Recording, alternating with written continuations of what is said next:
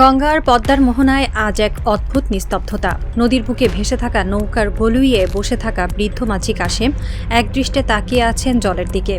তার হাতে ধরা তামাকের ধোঁয়ায় মিশে যাচ্ছে রাতের কুয়াশা, জল গড়িয়ে যাচ্ছে আপন নিয়মে। কাশেমের মনে পড়ে তার দাদার কথা, যিনি এই নদী দিয়ে কলকাতা থেকে ঢাকা থেকে মুর্শিদাবাদ ছুটে বেড়াতেন। তখন জলের কোনো ধর্ম ছিল না, নদীর কোনো পাসপোর্ট ছিল না।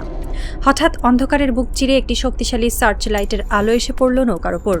চমকে উঠলেন কাশেম। দূরে স্পিড বোটে টহল দিচ্ছে সীমান্তরক্ষীরা। যে জল একটু আগেও স্বাধীন ছিল, সার্চ লাইটের আলোয় তা যেন হঠাৎ শেকল পড়ে গেল।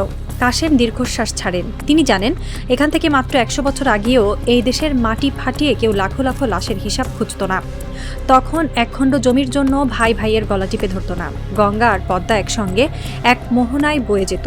দিগন্ত বিস্তৃত ফসলের মাঠে ধানের শীষ হাওয়ায় দুলত, আর সীমানা বা বর্ডার নামক কোনো বিভৎস শব্দ মানুষের অভিধানে ছিল না।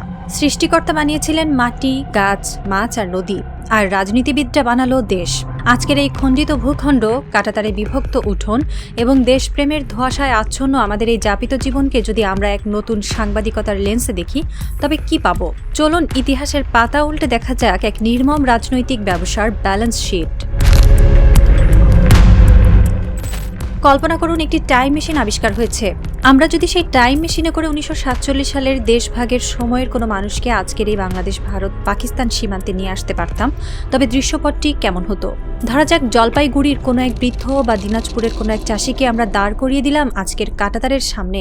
তারা অবাক বিস্ময়ে দেখতেন, তাদের নিজেদের বাড়ির উঠোনটাকে মাঝখান থেকে কেটে 2 ভাগ করে ফেলা হয়েছে। যে আম গাছটার নিচে তারা ছেলেবেলায় খেলেছেন, সেটি পড়েছে এক দেশে, আর তাদের থাকার ঘরটি পড়েছে অন্য দেশে। তারা হয়তো চিৎকার করে উঠতেন, হাউমাউ করে কাঁদতে কাঁদতে বলতেন, তোমরা কি করলে?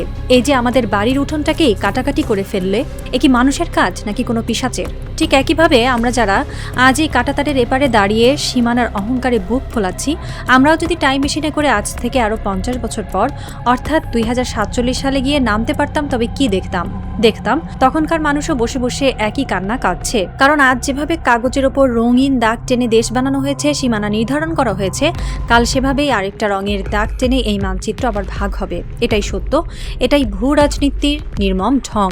আজ যে মানচিত্রকে আমরা ধ্রুব সত্য বলে মানছি, 50 বছর পর সেই মানচিত্র আর থাকবে না, নিশ্চয়ই থাকবে না। কারণ মানচিত্র কোনো প্রাকৃতিক দেয়াল নয়, এটি ক্ষমতাবানদের আঁকা একটি অস্থায়ী ইলিউশন বা মায়া। আমাদের প্রতিদিনের খবরের কাগজে, টিভির পর্দায়, টকশোতে আমরা কত ভারী ভারী শব্দ শুনি, অমুক চেতনা, তমুক আন্দোলন, ঐতিহাসিক সংগ্রাম।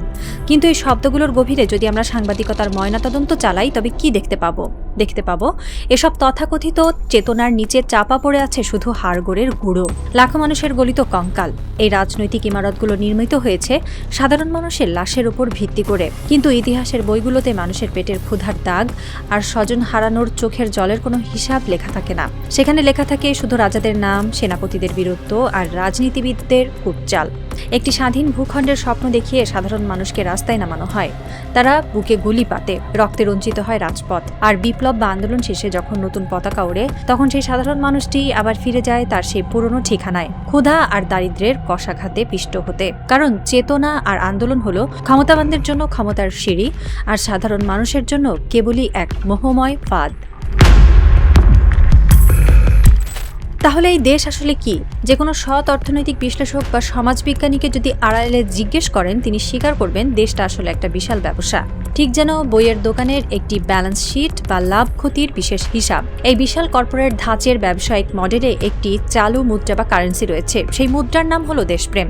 এই দেশপ্রেম নামক মুদ্রা যার কাছে যত বেশি মজুদ থাকে, সে তত বড় পদে আসীন হয়। সে হয় প্রেসিডেন্ট, প্রধানমন্ত্রী, মন্ত্রী কিংবা টেলিভিশনের পর্দায় জ্ঞানগর্ভ কথা বলা পণ্ডিত। তারা এই মুদ্রা ভাঙিয়ে কেনেন ক্ষমতা, প্রতিপত্তি আর নিরাপদ ভবিষ্যৎ। আর যার কাছে এই দেশপ্রেম নামক কর্পোরেট মুদ্রাটি নেই, সেই খেটে খাওয়া সাধারণ মানুষটি তখন কোথায় যায়? সে হন্যে হয়ে ঘোরে শহরের রাস্তায়। রোদ বৃষ্টি উপেক্ষা করে সে দাঁড়ায় OMS এর ট্রাকের পেছনে মাত্র 15 টাকা কেজি দরে এক মুঠো চাল কেনার জন্য।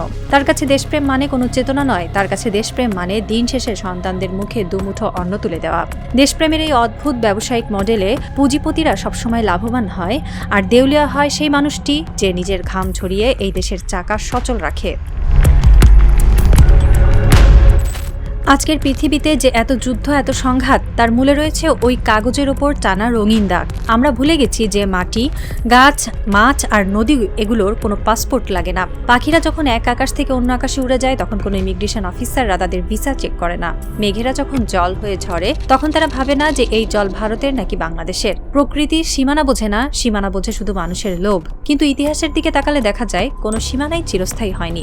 রোমান সাম্রাজ্য, অটোমান সাম্রাজ্য, ব্রিটিশ সাম্রাজ্য সব ভেঙে টুকরো টুকরো হয়েছে, মানচিত্র বদলাচ্ছে প্রতিনিয়ত। তাই আজ যারা এই মানচিত্র নিয়ে অহংকার করছেন, রক্ত ঝরাচ্ছেন, তারা আসলে এক মরীচিকার পেছনে ছুটছেন। কারণ আর 50 বছর পর এক নতুন রাজনৈতিক সমীকরণে এই মানচিত্র হয়তো আবার বদলে যাবে। নতুন কোনো রেখা টানা হবে, নতুন কোনো নাম দেওয়া হবে, আর সেই নতুন রেখা টানার জন্য আবারও বলি দেওয়া হবে হাজারো সাধারণ মানুষকে। রাত এখন ৩টা। জেনেভার এক গোপন আন্ডারগ্রাউন্ড বাংকার। বাইরের পৃথিবীতে তখন হয়তো কেউ ঘুমাচ্ছে, কেউ বা 15 টাকা কেজি চালের জন্য লাইনে দাঁড়ানোর প্রস্তুতি নিচ্ছে। কিন্তু এই বাংকারের ভেতরের দৃশ্য সম্পূর্ণ ভিন্ন। নরম হলদেটে আলোর নিচে একটি বিশাল ওক কাঠের টেবিল। টেবিলের চারপাশে বসে আছেন বিশ্বের সবচেয়ে ক্ষমতাধর 7টি দেশের ছায়া নীতি নির্ধারকরা। তাদের পরনে দামি স্যুট, চোখে মুখে এক শীতল কাঠিন্য। তাদের কারো কাছে কোনো নির্দিষ্ট দেশের পাসপোর্ট নেই, কারণ তারা দেশ চালান না, তারা চালান সেই দেশ নামক ব্যবসাগুলোকে। টেবিলের ঠিক মাঝখানে বিছানো রয়েছে দক্ষিণ এশিয়ার একটি বিশাল মানচিত্র, যেখানে স্পষ্ট দেখা যাচ্ছে বাংলাদেশ, ভারত আর পাকিস্তানের সীমানাগুলো। কক্ষটিতে পিনপতন নীরবতা। হঠাৎ একজন ধূসর চুলওয়ালা বৃদ্ধ লোক তার পকেট থেকে একটি মোটা লাল মার্কার পেন বের করলেন। তিনি ধীরে ধীরে টেবিলের উপর ঝুঁকে পড়লেন। মার্কারের মুখটা খুলতেই একটা তীক্ষ্ণ শব্দ হলো, যা নীরব বাংকারে গুলির শব্দের মতো শোনালো। বৃদ্ধ লোকটির চোখ মানচিত্রের সেই জায়গাটিতে স্থির, যেখানে গঙ্গা আর পদ্মা একসঙ্গে মিশেছে। তিনি শান্ত গলায় বললেন, the currency of patriotism in this region is getting inflated. It's time to reset the balance sheet. মানে এই অঞ্চলে দেশপ্রেমের মুদ্রাস্ফীতি ঘটছে, ব্যালেন্স শিটটা নতুন করে সাজানোর সময় এসেছে। তার লাল মার্কারটি মানচিত্রের উপর চেপে বসল। 1947 সালের রেডক্লিফ লাইনের ওপর দিয়ে তিনি একটি নতুন গাঢ় লাল দাগ টানতে শুরু করলেন। দাগটি একটি স্বাধীন দেশের বুকের ঠিক মাঝখান দিয়ে চিরে চলে গেল। পাশের একজন লোক মৃদু হেসে জিজ্ঞেস করলো, নতুন এই দাগের পেছনে কত মানুষের রক্ত ঝরবে বলে মনে হয়? বৃদ্ধ লোকটি মার্কারের মুখটা বন্ধ করে সোজা হয়ে দাঁড়ালেন। তার চোখের দৃষ্টিতে কোনো মায়া নেই, আছে শুধু এক বরফ শীতল হিসাব। তিনি বললেন, ইতিহাসের ঢং তো এটাই, হাড়গোড়ের গুঁড়োর উপর দিয়ে নতুন চেতনা তৈরি হবে। সাধারণ মানুষ আবার রাস্তায় নামবে, তারা ভাববে তারা দেশ বাঁচাচ্ছে, কিন্তু তারা জানে না তারা শুধু আমাদের নতুন ব্যবসার গ্রাউন্ড তৈরি করছে। তিনি বাংকারের স্ক্রিনের দিকে তাকালেন। সেখানে ভেসে উঠছে শত শত ড্রোন, স্যাটেলাইট ইমেজ আর সীমান্তের সৈন্য সমাবেশের ব্লুপ্রিন্ট। অপারেশন ফ্র্যাকচার্ড ক্যানভাস, শুরু হোক। বৃদ্ধ লোকটির এই আদেশে বাংকারের সমস্ত লাল বাতি একসঙ্গে জ্বলে উঠল। বাইরে তখন ভোরের আলো ফুটতে শুরু করেছে। নদীর ঘাটে মাঝি কাশেম তখনও বসে আছেন তার নৌকায়। তিনি জানেন না তার গঙ্গা আর পদ্মার জলের ভাগ্য এইমাত্র 1000 মাইল দূরের একটি অন্ধকার ঘরে নতুন করে লেখা হয়ে গেল। তিনি জানেন না আগামী 50 বছরের জন্য এক নতুন রক্তক্ষয়ী থ্রিলারের চিত্রনাট্য এইমাত্র মঞ্চায়িত হতে যাচ্ছে। সৃষ্টিকর্তা মাটি বানিয়েছিলেন, আর রাজনীতিবিদরা আজ আবার নতুন করে ছুরি শান দিচ্ছে সেই মাটিকে কাটার জন্য।